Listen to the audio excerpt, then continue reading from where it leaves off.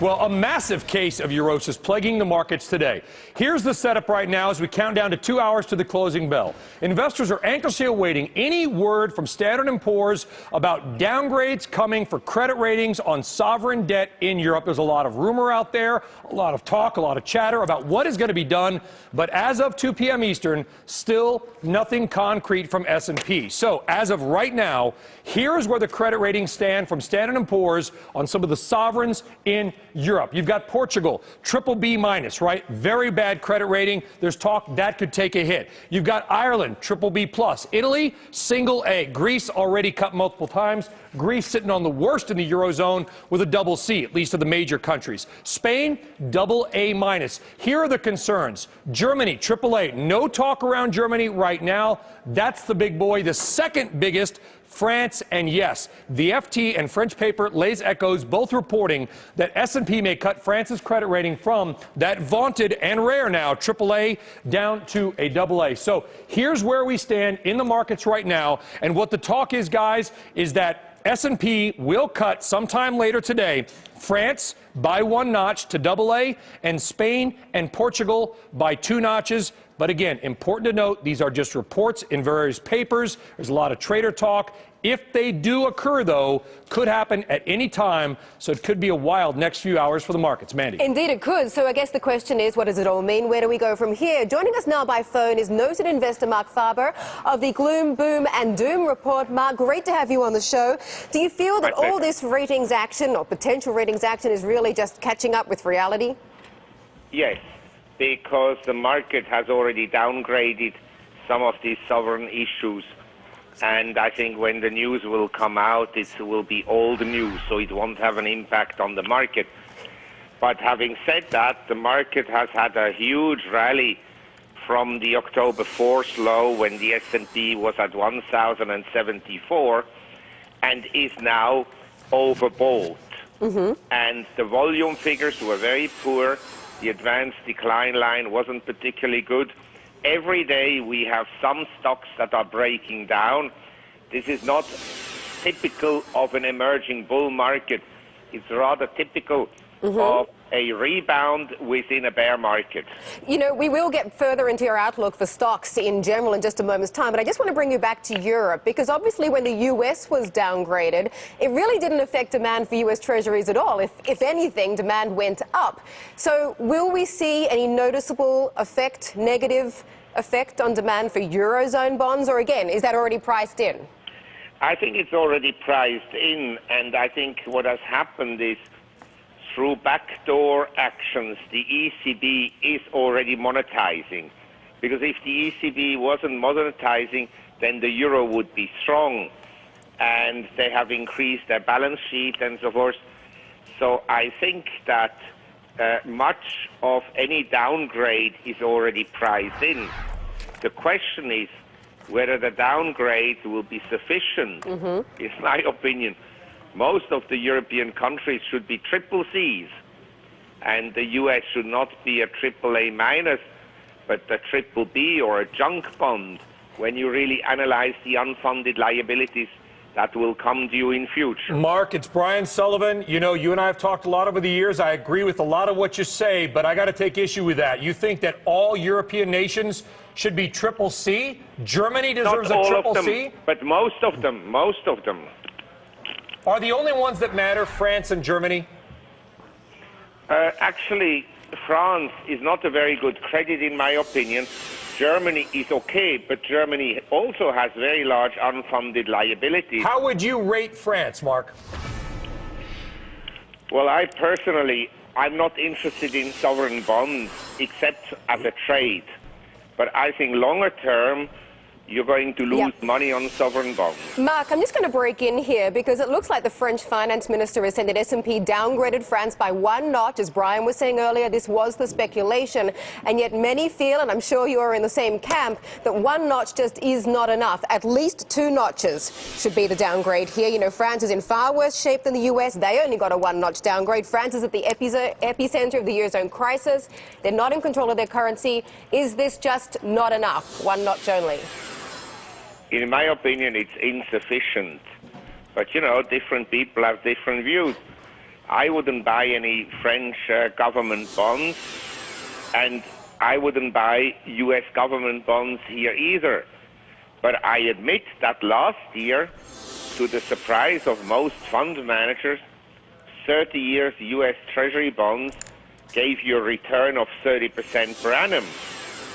So you had a huge move in Treasury yields on the downside, and so you had a tremendous capital appreciation on the bonds. And the 10 years appreciated by more than 10%. And I was kind of wrong about this, that I admit. But I just wouldn't buy them as a long-term investment. You, Mark, don't be hard on yourself. You certainly weren't the only person wrong about that. As we led up to the S&P downgrade, a lot of people said, hey, it's going to crush our debt, interest rates will spike, America will be in big trouble. We saw the opposite. Demand for U.S. Treasuries actually rose. So if we get these downgrades in Europe, as it looks like we're going to get at least in France, according to the breaking news out of the French finance minister, will it even matter? I don't think it will matter much. It will matter to the value of the euro. And I think the euro is basically in a downtrend. Having said that, the short positions in euros are very large, and you could get a counter-trend rally. Maybe we're now at around 126.50. Maybe we can rebound to around 130 against the US dollar. But I think the trend for the euro is down. Is it good for it to go down, though? Won't it make at least the export side of the Eurozone economy more competitive? I would imagine there'd be a lot of politicians in Eurozone quarters that would be quite happy about it going down. Yes, I suppose so, but at the same time, the European corporate sector has, of course, a lot of US dollar debts, and that makes it more expensive to service these debts. When we look at a potential downgrade, say, of France, okay, the market has largely said we knew it was coming, we suspected it was coming, it was maybe priced in, we know Greece, double C, you think they should be worse. Is there any surprises out there that would and should materially move the market? What would be sort of your black swan scenario for Europe? I think what might move the market is if some countries say, we had enough, we exit the euro. And if Greece does that, it's not going to be a disaster. But if Greece, Portugal, Spain, and Italy do it, then it will have a huge impact. But don't ask me exactly what the impact will be. Because if at the end of the day, only strong countries are in the Eurozone, maybe the euro will strengthen. But huge problems will arise in the derivatives market, and obviously the countries that will be exit the Eurozone, they will default.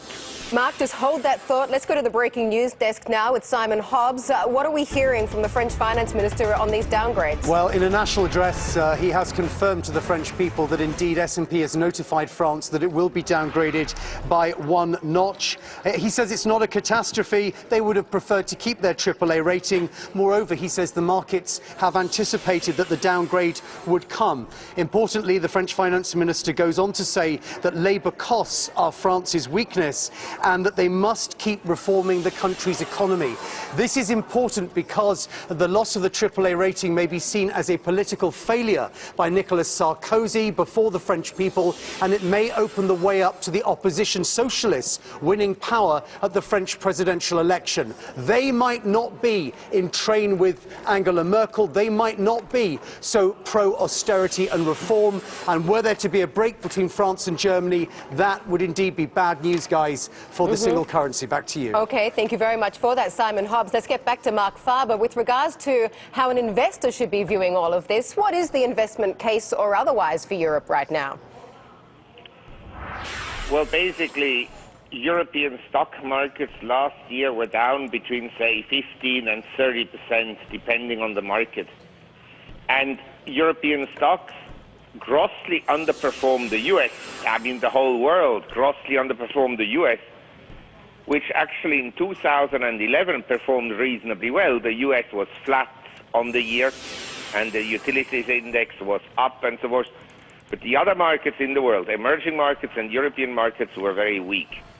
Now, I believe that sometimes in 2012, the outperformance of the US vis-à-vis other markets will cease, and that you have to move back into quality companies in Europe and into emerging economies. Are there any particular European companies that you can name? Well, I think companies like Novartis, Nestle, Total are reasonably good value. I mean, they're not compelling values, but you understand, with zero interest rates, it's very difficult to value anything, and anything that has a dividend yield of, say, 3% compared to zero interest rates is relatively attractive. And I believe in the world, the central banks will keep interest rates below the rate of inflation. In other words, what you will have is negative real interest rates for essentially as far as the eye can see. And in that environment, you want to be essentially in real estate, and you want to be in equities, and you want to be in precious metals.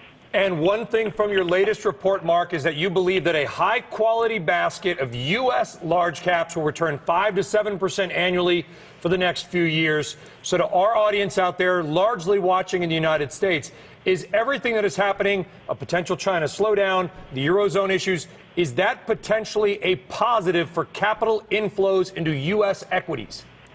Yes, and look, the worse the global economy looks, the worse the Chinese economy collapses, if it collapses.